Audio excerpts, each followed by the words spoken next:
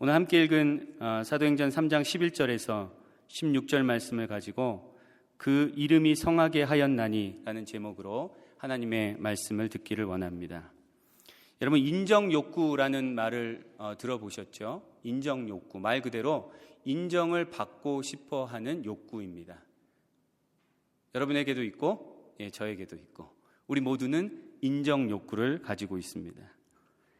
이 심리학에서는 이렇게 다른 사람들로부터 인정받고 싶어하는 욕구를 인간의 생존을 위해서 반드시 필요한 심리적 욕구라고 얘기를 합니다.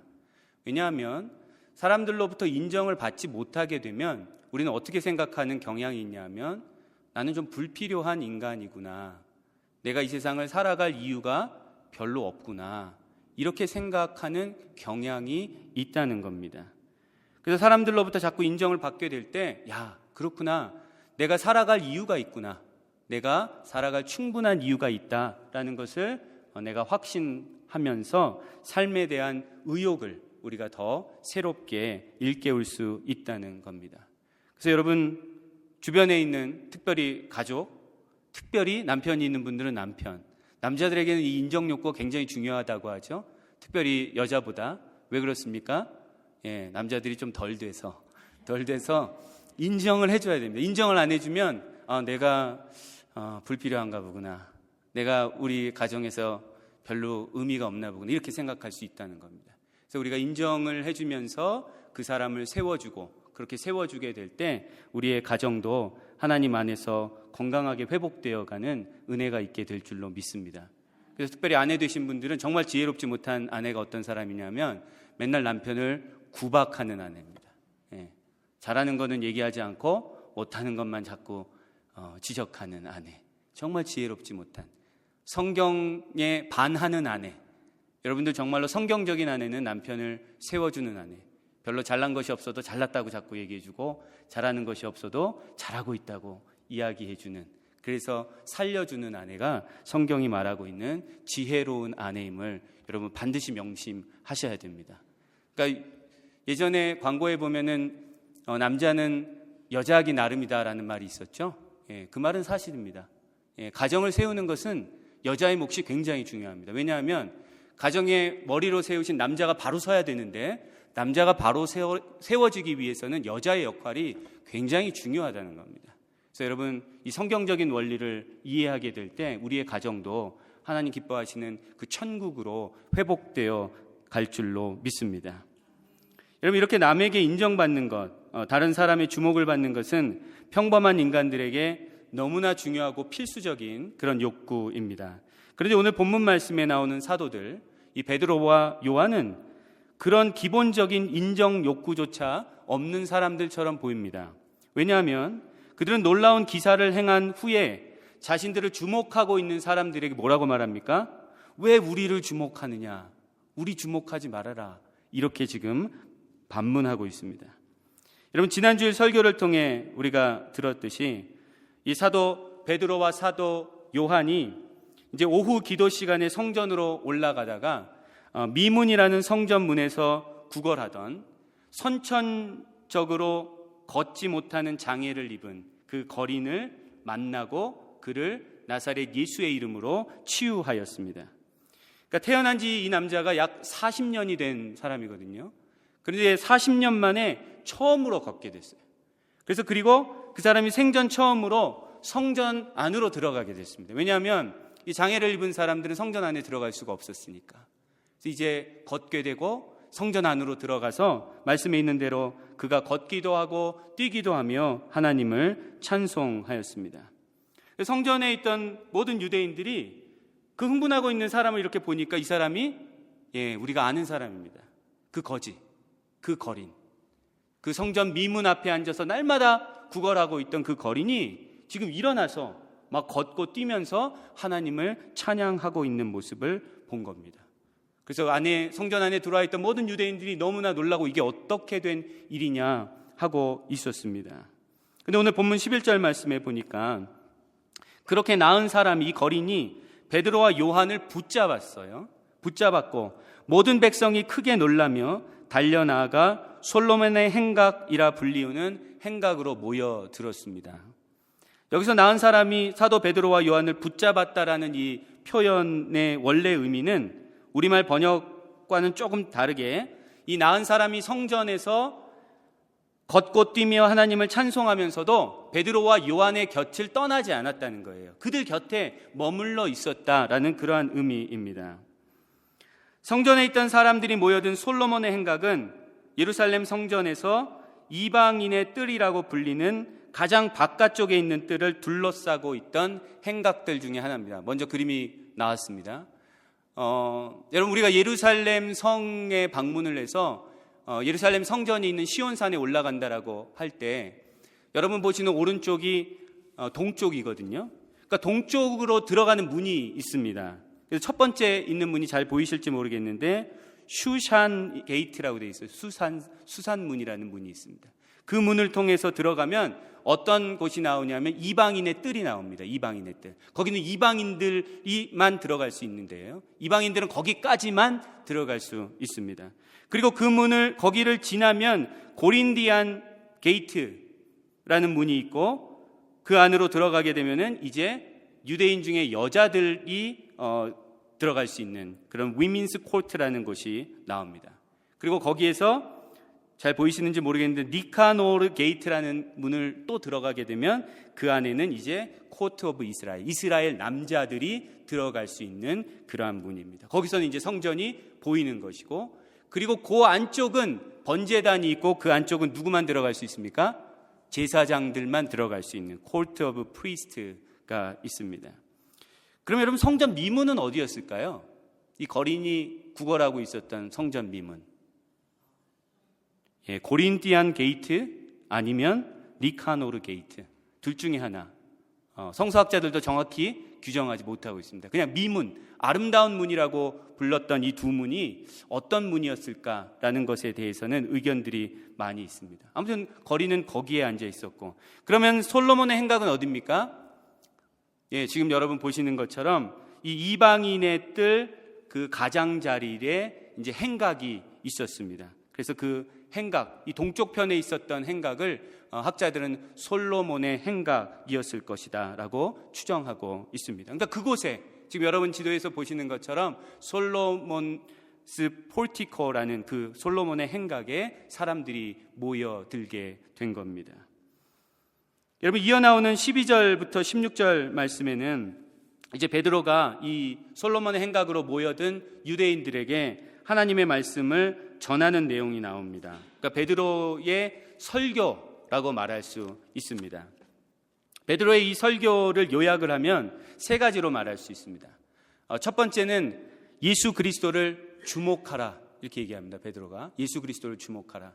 그리고 두 번째는 예수 그리스도를 알라, 이렇게 얘기합니다. 그리고 마지막으로 세 번째는 예수 그리스도를 믿으라, 이렇게 얘기합니다.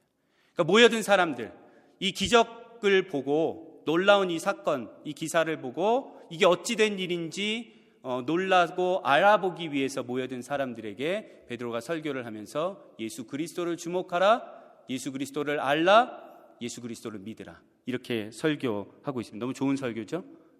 그 설교의 말씀을 우리가 이 시간에 함께 들어보는 겁니다. 먼저 12절 말씀을 보시면 12절 말씀을 통해서 사도 베드로가 유대인들에게 예수 그리스도를 주목하라고 권면합니다. 12절 말씀에 보면 베드로가 이렇게 말하죠. 이스라엘 사람들아, 이 일을 왜 놀랍게 여기느냐? 우리 개인의 권능과 경건으로 이 사람을 걷게 한 것처럼 왜 우리를 주목하느냐? 이렇게 말합니다. 자신들이 놀라운 일을 행하고서 사람들에게 왜 놀랍게 여기냐? 이렇게 말합니다. 자신들이 주목받을 만한 일을 행하고서 왜 우리를 주목하느냐? 이렇게 말하고 있어요. 조금은 이해가 되지 않는 말입니다. 이 사도 베드로는 모여든 사람들에게 이렇게 분명히 말했습니다. 우리 개인의 권능과 경건으로 이 사람을 걷게 한 것이 아니다. 이거는 우리의 능력이 아니다. 이것은 우리가 한 것이 아니다. 그래서 우리를 여러분들이 주목하면 안 된다, 이렇게 얘기를 합니다. 베드로는 모여든 사람들로 하여금 자기 자신들이 아니라 바로 그 일을 행하신 분, 나사렛 예수 그리스도를 주목하게 했습니다. 여러분, 우리는 보통 사람들의 주목을 받고 싶어 합니다. 아까 얘기한 대로 인정 욕구가 있어요, 우리에게는. 그래서 교회 안에서든 교회 밖에서든 사람들이 나를 알아주기를 바랍니다. 나의 능력을 좀 알아주고, 그리고 나의 수고를 좀 알아주고, 나의 섬김을 좀 알아주고, 나의 헌신을 좀 알아주기를 바라는 마음이 우리들 내면에 자리 잡고 있습니다. 그리고 사람들이 그것을 알아주지 않을 때 여러분 어떻게 하시죠? 속상해 하시고 삐지기도 하시고, 그리고 심지어는 사람들을 비난하기도 합니다. 나를 알아주지 못한다고. 그러나 오늘 본문 말씀에서 사도 베드로와 사도 요한은 사람들의 주목을 받는 것을 오히려 경계했습니다. 우리를 주목하지 말라, 이렇게 얘기한 겁니다. 왜 그랬을까요? 그들은 자신들이 누구라는 것을 알고 있었습니다. 그들은 누구였습니까? 그들은 예수 그리스도의 증인이었습니다. 증인. 예수 그리스도의 증인은 사람들로 하여금 자기 자신이 아니라 예수 그리스도를 주목하게 하라고 부름받은 사람들입니다. 사도들은 그 의미를 분명히 알고 있었습니다. 사람들이 우리를 주목하면 이건 큰일 난다. 사람들로 하여금 예수 그리스도를 보게 해야 된다라는 그 철저한 증인의식이 그들에게 있었다는 겁니다. 여러분, 제가 목사인데 하나님의 말씀을 이렇게 전하면서 여러분들로 하여금 저를 주목하게 한다면 저는 뭔가 잘못된 목사죠. 저의 능력을, 저의 탁월함을 여러분에게 자꾸 내세우고 보여주려고 한다면 저는 잘못된 목사입니다. 예수 그리스도의 증인으로서, 예수 그리스도의 말씀을 증거하는 자로서 저는 여러분들이 예수 그리스도를 바라볼 수 있도록, 오직 하나님을 바라볼 수 있도록 돕는 자입니다. 저뿐만 아니라 여러분들도 마찬가지입니다. 여러분, 결혼식에서는, 특히 미국 결혼식에는 들러리들이 있죠. 신부의 들러리들이 있습니다. 들러리는 뭐 하는지 압니까? 들러리는 그 하객들이 신부를 주목하게끔 도와주는 자들이 들러리입니다. 근데 만일 들러리가 개념이 없어서 자기가 하객들의 막 그 관심과 주목을 받으려고 설쳐대면 여러분 어떻게 됩니까? 그는 신부에게 엄청난 민폐를 끼치는 거죠. 결혼식은 망치는 겁니다. 그 사람은 더 이상 들러리가 아닙니다. 우리도 예수 그리스도의 증인이기 때문에 혹시라도 내가 예수 그리스도 대신에 사람들의 주목을 받으려고 한다면 큰일 납니다. 그 인간적인 마음을 우리는 다스려야 합니다. 그 마음을 언제나 버려야 합니다. 교회에서 무엇을 하던 사람들이 알아주지 않아도 그 일을 통하여 예수 그리스도가 드러날 수만 있었다면 우리는 그것으로 기뻐하고 그것으로 만족해야 합니다. 복음을 전하기 위해 세상에서 이웃에게 내가 최선을 다하여 무엇을 하였을 때 그 사람이 나를 알아주지 않는다고 우리가 서운해할 이유가 없습니다. 그 사람이 예수를 알 수만 있다면, 나를 통하여 예수 그리스도의 사랑을 느낄 수만 있다면 우리는 그것으로 만족할 수 있습니다. 예수 그리스도 대신에 나 자신이 사람들에게 주목을 받으려고 하는 것은 영적으로 아주 어리석고 아주 위험한 겁니다. 이거는 영적인 세계를 모르는 사람들이 구하는 잘못된 겁니다. 우리가 잘 아는 찬송가 323장 부름받아 나선 이 몸 3절 가사가 이렇습니다. 존귀 영광 모든 권세 주님 홀로 받으소서. 멸시천대 십자가는 제가 지고 가오리다. 이름 없이 빛도 없이 감사하며 섬기리다. 이름 없이 빛도 없이 감사하며 섬기리다.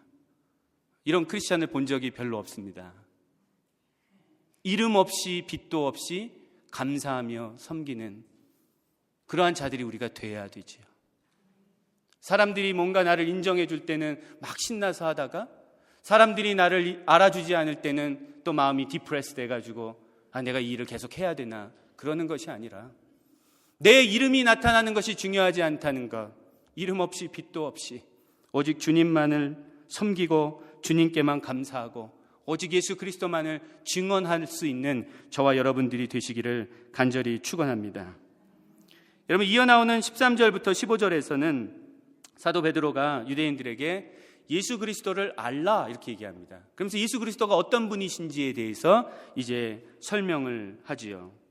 베드로는 먼저 하나님이 그의 종 예수를 영화롭게 하셨다, glorified, 영화롭게 하였다라고 선포합니다. 13절 상반절 말씀을 여러분 한번 보시면 이렇게 기록되어 있습니다. 아브라함과 이삭과 야곱의 하나님, 곧 우리 조상의 하나님이 그의 종 예수를 영화롭게 하셨느니라. 아멘. 여러분, 여기서 예수에 대해서 뭐라고 얘기합니까? 그의 종 예수. 하나님의 아들, 그의 아들 예수 이러지 않고 그의 종 예수 이렇게 얘기했습니다. 여러분, 이 표현은 하나님의 아들이신 예수님께서 이 땅에 오셔서 하나님의 뜻에 온전히 순종하심으로써 하나님의 뜻을 이루셨다라는 예수 그리스도의 순종을 강조하는 표현입니다. 여러분, 우리도 이 세상을 살아가면서 하나님의 뜻에 온전히 순종하게 될 때 참된 하나님의 종이 되는 겁니다. 그래서 하나님의 종이라는 표현은 우리가 듣는 이 뉘앙스하고는 다르게 굉장히 영광스러운 표현입니다. 이건 아무에게나 줄 수 없는. 근데 이전에 어떤 목사님은 그 영광스러운 표현을 잘 알지 못해서 성도들이 나와서 대표 기도를 할 때 목사님을 위해서 기도하면서 우리 하나님의 종 목사님을 이렇게 얘기하면 종이라고 하지 말라고, 하나님의 사자라고 하라고. 우리말 어감 때문에. 여러분, 이 종의 하나님의 종이라는 이 영광스러움, 그 영광을 알지 못하기 때문입니다. 저와 여러분들도 하나님의 뜻에 온전히 순종하게 될 때 진정한 하나님의 종이 될 줄로 믿습니다. 또한 여기에 나오는 아브라함과 이삭과 야곱의 하나님이라는 표현은 하나님께서 호렙산 떨기나무 불꽃 가운데서 모세를 부르실 때 사용하셨던 표현입니다. 출애굽기 3장 5절과 6절 상반절 말씀에 이렇게 기록되어 있습니다. 여러분 같이 한번 읽어볼까요? 시작. 하나님이 이르시되 이리로 가까이 오지 말라. 내가 선 곳은 거룩한 땅이니 내 발에서 신을 벗으라. 또 이르시되 나는 내 조상의 하나님이니 아브라함의 하나님, 이삭의 하나님, 야곱의 하나님이니라. 아멘. 아브라함과 이삭과 야곱의 하나님이라는 이 표현은 이 당시에 솔로몬의 이 행각에 모여서 베드로의 설교를 듣고 있던 유대인들에게 너무나도 익숙한 표현들이었습니다. 그래서 그들은 베드로가 이 표현을 통해서 무엇을 말하려고 했는지 베드로의 의도를 금방 알아차릴 수 있었습니다. 베드로는 이 표현을 통해 지금 이 거린이 나사렛 예수 그리스도의 이름으로 치유된 이 사건을 하나님께서 모세를 부르시어 이스라엘 백성들을 애굽에서 구원하신 사건과 연결하고 있는 겁니다. 즉 나사렛 예수 그리스도의 이름으로 일어난 이 치유와 구원의 사건을 보는 것은 마치 모세가 불타는 떨기나무 앞에서 하나님의 구원의 소식을 듣는 것과 같은 것이라고 베드로가 유대인들에게 호소하고 있습니다.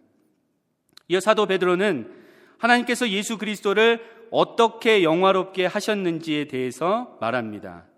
오늘 본문 13절 하반절부터 15절 말씀에 여러분 한번 보시면 이렇게 기록되어 있습니다. 너희가 그를 넘겨주고 빌라도가 놓아주기로 결의한 것을 너희가 그 앞에서 거부하였으니 너희가 거룩하고 의로운 일을 거부하고 도리어 살인한 사람을 놓아주기를 구하여 생명의 주를 죽였도다. 그러나 하나님이 죽은 자 가운데서 그를 살리셨으니 우리가 이 일의 증인이라. 아멘. 여러분, 이스라엘 백성들은 당시 로마 제국의 유대 총독이었던 본디오 빌라도에게 반역과 살인죄를 지은 바라바라는 사람을 살려주고 대신 나사렛 예수를 십자가에 못 박으라고 요구했습니다. 그리고 그들의 반이성적이고 열광적인 요구에 따라 어쩔 수 없이 본디오 빌라도가 허락을 했죠. 그래서 아무 죄가 없으신 나사렛 예수는 십자가에 못 박혀 죽으셨습니다. 그러나 하나님께서는 죄 없이 십자가에 못 박혀 죽으신 나사렛 예수를 죽은 자 가운데서 살리심으로 그분을 영화롭게 하셨습니다. 이처럼 예수 그리스도의 부활은 하나님께서 그의 신실한 종 예수를 영화롭게 하신 사건입니다. 아무 죄 없이 잠잠히 십자가에서 죽으신 나사렛 예수를 만유의 주요 만왕의 왕으로 높여주신 그 사건, 그것이 바로 예수 그리스도의 부활입니다. 하나님께서 그의 종 예수를 영화롭게 하신 과정에는 예수의 억울한 죽음이 있었습니다. 억울하죠? 아무 죄가 없으신데. 그러나 그의 죽음은 사실 억울한 죽음이 아니었고 하나님의 거룩하신 뜻에 순종한 거룩하고 의로운 죽음이었습니다. 우리들의 눈에 볼 때, 세상의 눈에 볼 때 그것은 억울한 죽음이었지만 하나님의 눈으로 볼 때 그것은 너무나 거룩하고 너무나 영광스럽고 너무나 아름답고 너무나 의로운 죽음이었다는 겁니다. 그렇기 때문에 14절 말씀에 있듯이 예수 그리스도는 거룩하고 의로우신 분입니다. 거룩하고 의로우신 하나님의 아들 예수 그리스도. 오직 하나님의 거룩하신 뜻을 이루기 위해서 자기를 부인하고 자기 십자가의 길을 걸어가신 예수, 그는 참으로 거룩하고 의로우신 분입니다. 또한 15절 말씀에서 여러분 보듯이 우리 주 예수 그리스도는 생명의 주입니다. 생명의 주. 나사렛 예수 그리스도는 죄와 허물로 죽은 인간들에게, 그러니까 하나님과 철저하게 분리되어서 어둠과 두려움 가운데 살고 있는 인간들에게 참 생명을 가져다 주신 분, 생명의 근원 되시는 하나님과의 화목을 이루어 주신 분, 그분이 바로 나사렛 예수 그리스도입니다. 그러니까 베드로는 오늘 이 본문의 설교를 통해서 이 성전에 모여든 유대인들에게 부활하신 예수 그리스도가 하나님께서 영화롭게 하신 하나님의 종 메시아임을 너희가 알라, 이렇게 얘기하는 겁니다. 예수 그리스도가 하나님의 거룩하고 의로우신 분이심을 너희는 알라. 그리고 예수 그리스도가 우리에게 생명을 가져다 주시는 생명의 주이심을 너희는 알라, 이렇게 선포하고 있습니다. 여러분은 그 예수 그리스도를 알고 있습니까? 여러분은 예수 그리스도의 십자가와 부활을 알고 있습니까?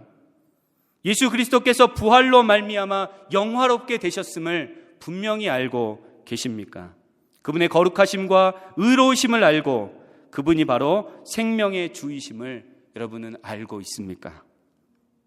오늘 본문 마지막 절인 16절에서 사도 베드로는 이제 마지막으로 예수 그리스도를 믿는 믿음에 대해서 말합니다. 16절 말씀 여러분 보시면 다 같이 한번 읽어볼까요? 16절 말씀 읽어봅니다. 그 이름을 믿음으로 그 이름이 너희가 보고하는 이 사람을 성하게 하였나니 예수로 말미암아 난 믿음이 너희 모든 사람 앞에서 이같이 완전히 낫게 하였느니라. 아멘. 사도 베드로는 이 유대인들에게 너희가 보고하는 이 사람이 성하게 된 것은 다른 이유가 아니라 우리 개인의 권능과 경건도 아니라 그리고 어떤 다른 이유가 아니라 나사렛 예수 그리스도의 이름을 믿는 믿음으로 말미암은 것이다, 이렇게 선포합니다.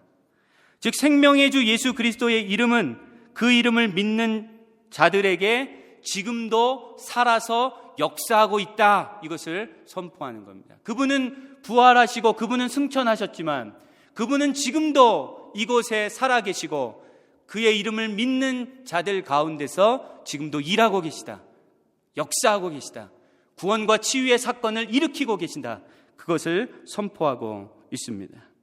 여러분, 그래서 믿음이 중요합니다. 믿음. 예수를 주목하고 예수를 알아도 예수가 그리스도이심을, 예수가 나의 구원자요 생명의 주이심을 믿지 않는 사람들은 예수 그리스도와 아무 관계가 없습니다.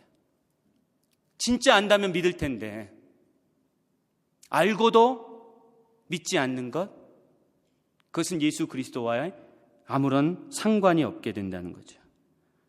예수 그리스도와 아무 관계가 없다는 말은 생명의 근원이신 하나님과 아무 관계가 없다는 말입니다.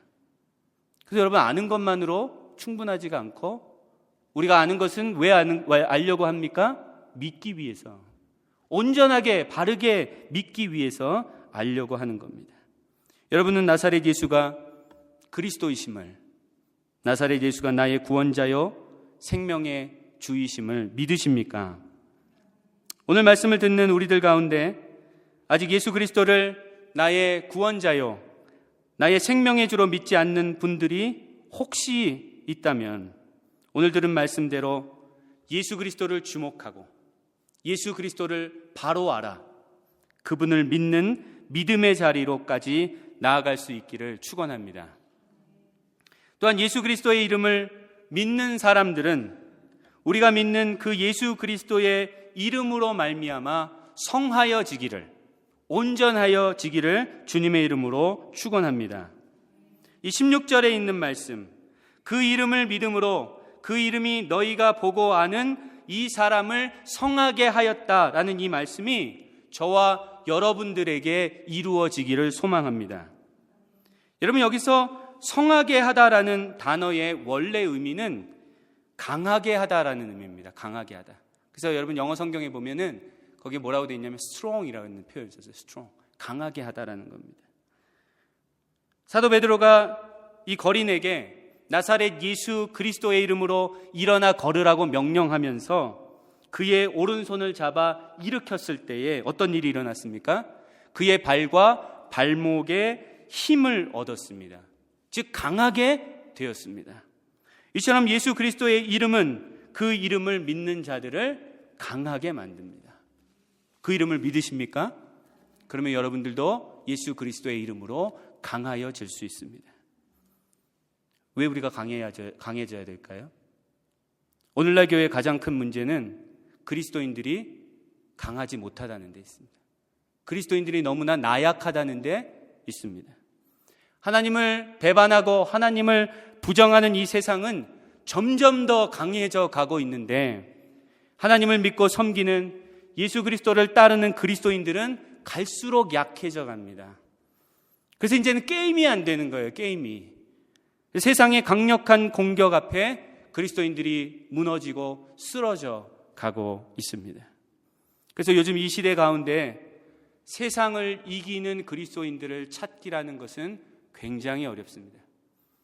모두가 다 세상과 타협하고 살아갑니다.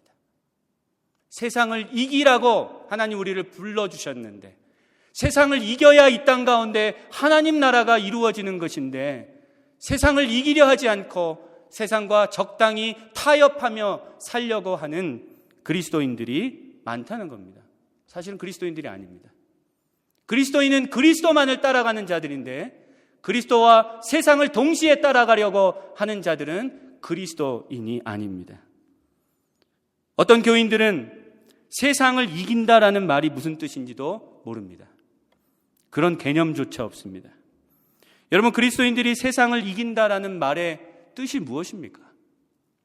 그것은 그리스도인들이 이 세상의 세속적 가치관을, 이 세상의 세속적인 사상을 이긴다라는 말입니다.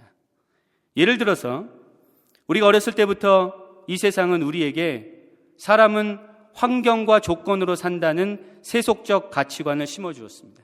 제가 이것을 우리 수요 성경 공부 때 한번 나눴었는데 굉장히 중요한 메시지죠. 그 세속적 가치관, 사람은 환경과 조건으로 산다.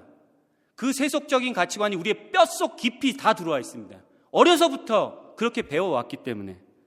그래서 이 세상의 사람들은 자신의 환경과 조건을 개선하기 위해서 돈을, 권력을, 명예를, 인기를 구하고 쫓으며 살아가고 있습니다.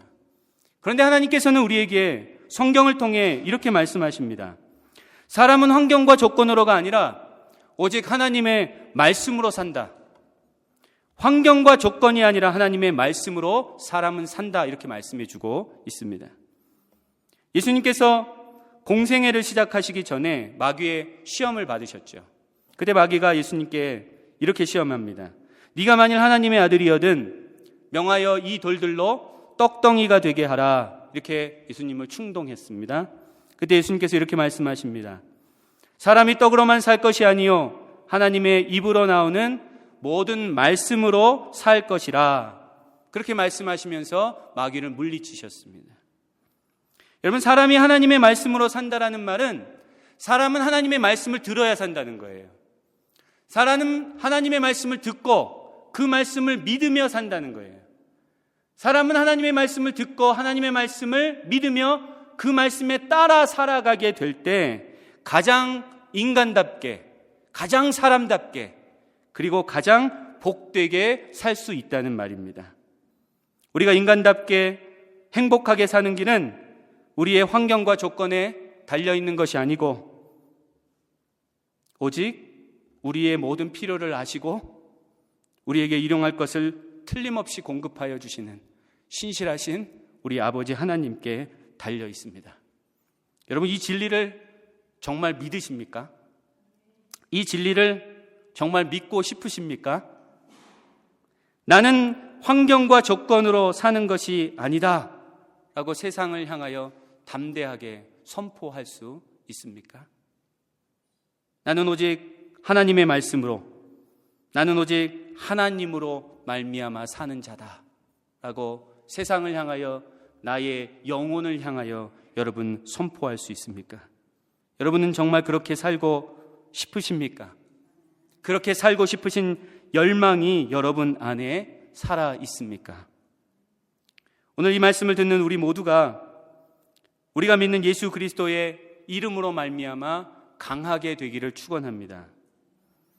이 세상의 세속적인 가치관과 세속적인 사상을 예수 그리스도를 믿는 믿음으로 이겨서 나는 오직 예수 그리스도로 그리고 하나님으로 말미암아 사는 자라는 것을 세상 가운데 우리의 삶으로 확증할 수 있는, 그래서 이 세상 가운데 하나님의 나라를 이루어가고 하나님께 영광을 돌릴 수 있는 강하고 온전한 그리스도인들이 되시기를 주님의 이름으로 간절히 축원합니다.